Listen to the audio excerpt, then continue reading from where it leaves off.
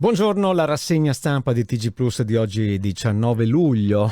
La zona di Padova, abbiamo comunque la provincia di Padova, partendo dal mattino, migranti, Padova dice no all'ipotesi dei grandi hub, dalla provincia alla diocesi, dal mondo dell'impresa alle associazioni di categoria, coro unanime, l'accoglienza diffusa è l'unica risposta concreta possibile e servono lavoratori.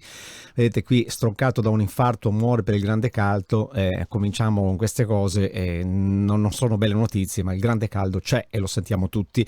Antonucci va allo Spezia, il Citta cede il suo gioiello per 2,5 milioni nella fotonotizia, quello che vedete qui. Le notizie, cioè una notizia di sport e di calciomercato, antincendi senza soldi, interventi non garantiti qui sui Colli Euganei.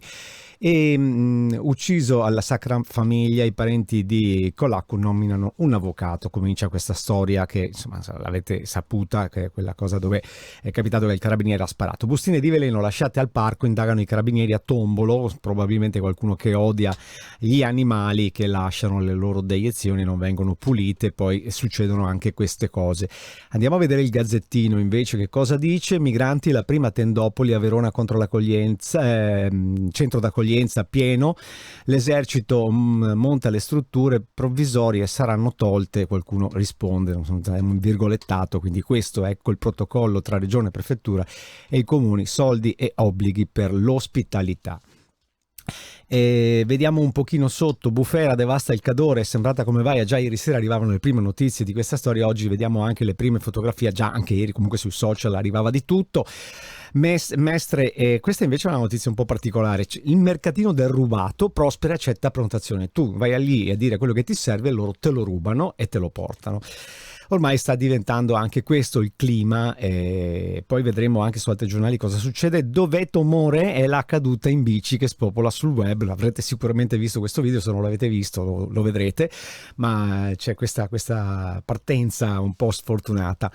Vediamo un pochino poi su Corriere del Veneto, accoglienza diffusa, nuove regole, cosa c'è nel protocollo della discordia, cure, rimborsi, misure di sicurezza e responsabilità.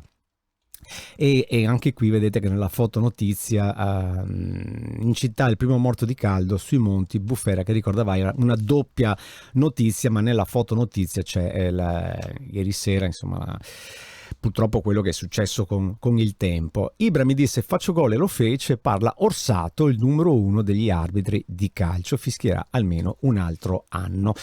Un'occhiatina la diamo anche a Notizie Plus di Padova, il Confcommercio, l'apertura agli immigrati però con criterio. Questo è il presidente di Confcommercio che ne parla, ma eventualmente aprendo la notizia si può andare a vedere il presidente di Confcommercio Patrizio Bertin che spiega questa cosa. Poi eventualmente se volete andare in giro per le altre pagine trovate le altre notizie. Pronto il gemello digitale della città di Padova è un software che permette ce l'ha solo New York e Milano, adesso ce l'ha anche Padova. Comunque sarà interessante anche capire leggendo l'articolo che cosa c'è.